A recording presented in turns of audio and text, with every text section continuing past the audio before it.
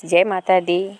माँ विंध्यवासिनी 1221 में आप सभी का स्वागत है। मैं रिंकी सिंह आप लोग के बीच सोमवती अमावस्या व्रत कथा और भगवान शिव का रुद्राभिषेक जानिए पूजा विधि और महत्व लेके आई हूँ। उम्मीद करता हूँ आप सभी को बहुत पसंद आएगा। पसंद आए तो लाइक और चैनल पर न्यू है फ्रेंड मेरे चैनल को सब्सक्राइब करने कमेंट करके ज़रूर बताएं कैसी लगी ये व्रत कथा। साल 2023 की पहली सोमवती अमावस्या 20 फरवरी को मनाई जाएगी। इस भगवान विष्णु की पूजा करें विधि विधान से की जाती है। मान्यताओं के अनुसार इस दिन अपने पितरों का तर्पण भी किया जाता है ताकि उनकी आत्मा को शांति मिले। फागुन महीने में अमावस्या सोमवार को पड़ रहा है। इस महिलाएं इस दिन अपनी पति की लंबी आयु के लिए व्रत रखती हैं।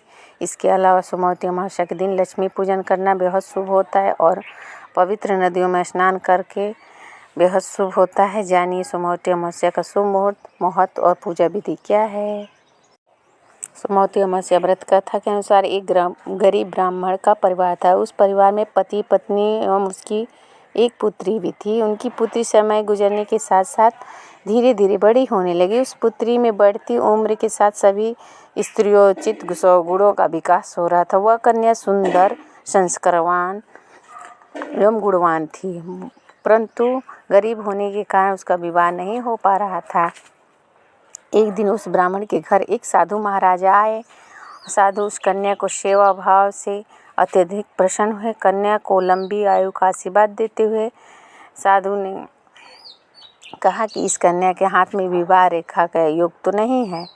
तब ब्राह्मणी दंपति ने साधु से इसका उपाय पूछा। कन्या ऐसा क्या करे कि उसके हाथ में विवाह योग बन जाए। साधु महाराज ने कुछ देर विचार करने के पश्चात अपनी अंतर्दृष्टि से ध्यान करके बताया कि कुछ ही दूरी पर एक गांव में सोना नाम की एक धोबिन महिला है। अपने बेटे और बहू के साथ रहती है, जो बहुत ही आचार विचार एवं संस्कार संपन्न तथा पतिपरायण है। यदि वह सुकन्या उस धोबिन की सेवा करे, वह महिला उसकी शादी में अपने मांग का सिंदूर लगा दे तथा इसके बाद इस कन्या का विवाह हो जाए तो इस कन्या का वैभव योग मिट जाएगा। साधु ने यह भी बताया कि वह महिला कहीं बाहर आती जाती नहीं है। यह बात सुनकर ब्राह्मणी ने अपनी बेटी से धोबी की सेवा करने का प्रस्ताव रखा। अगले दिन से ही कन्या प्रातः काल उठ कर सोना धोबिन के घर जाकर साफ सफाई एवं अन्य सारे कार्य करके अपने घर वापस आ जाती। एक दिन सोना धोबिन अपनी बहू से पूछती है कि तुम तो रोज सुबह उठकर सारे काम कर लेती हो और पता भी नहीं चलता है। तो बहू ने कहा, माँ जी मैं तो सोचा कि आप ही सुबह उठकर सारे काम खुद ही खत्म कर लेती हैं। मैं तो देर से सोती हूँ। यह सब जानकर दोनों सास बहू घर की निगरानी करने लगी कि कौन है जो सुबह ही घर का सारा काम करके चली जाती है। कई दिनों बाद धोबिन ने देखा कि एक कन्या मुंह ढक के अंधेरे घर में आती और सारे काम करके बाद में चली जाती। जब वह जाने लगी तो सोना धोबिन उसके पैर पर गिर गई। पूछने लगी, आप कौन हो और इस तरह छुपकर मेरे घर की चाकरी क्यों करती हो। तब कन्या ने साधु द्वारा कही सारी बात बताई। सोना धोबिन पति परायण थी, अतः उसमें तेज था। वह तैयार हो गई। सोना धोबिन के पति थोड़ा अस्वस्थ थे। उसने अपनी बहू से अपने बेटे लौटने तक घर पर ही रहने को कहा। सोना धोबिन जैसे ही अपनी मांग का सिंदूर उस कन्या की मांग में लगाया, सोना धोबिन का पति मर गया। उसे इस बात का पता चल गया था। वह घर से निराजल ही चली गई, यह सोचकर कि रास्ते में कहीं पीपल का पेड़ मिलेगा तो उसे भौरी देकर और उसकी परिक्रमा करके ही जल ग्रहण करेगी। उस दिन सोमवती अमावस्या था।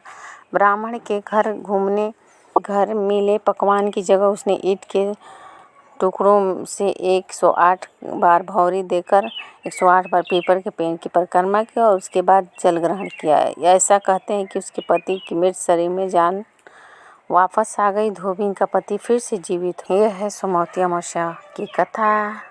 राधे राधे। हरि ओम हरि ओम हरि। सोमवती अमावस्या का पूजन का महत्व इस प्रकार है। पुराणों के अनुसार सोमवती अमावस्या पर स्नान दान करने की परंपरा है। वैसे तो इन दिन गंगा स्नान का विशेष महत्व बताया गया है, परंतु जो लोग गंगा स्नान करने नहीं जा पाते वह किसी भी नदी या सरोवर स्नान करके तथा शिव पार्वती और तुलसी जी का पूजन कर सोमवती अमावस्या का लाभ उठा सकते हैं। ऐसा माना गया है कि पीपल के मूल भाग में विष्णु, तने में शिव जी तथा अग्रभाग में ब्रह्मा जी का निवास होता है। अतः इस दिन पीपल के पूजन से सौभाग्य की वृद्धि होती है। सोमावती अमावस्या के दिन पीपल की परिक्रमा करने का विधान है। उसके बाद गरीबों को भोजन कराया जाता है। सोमावती अमावस्या के दिन ये भी मान्यता है कि इस दिन पितरों को जल देने से उनकी तृप्ति मिलती है। महाभारत काल से पितृ विसर्जन की अमावस्या, विशेषकर सोमावती अमावस्या पर तीर्थ स्थलों पर पिंडदान करने का विशेष महत्व है।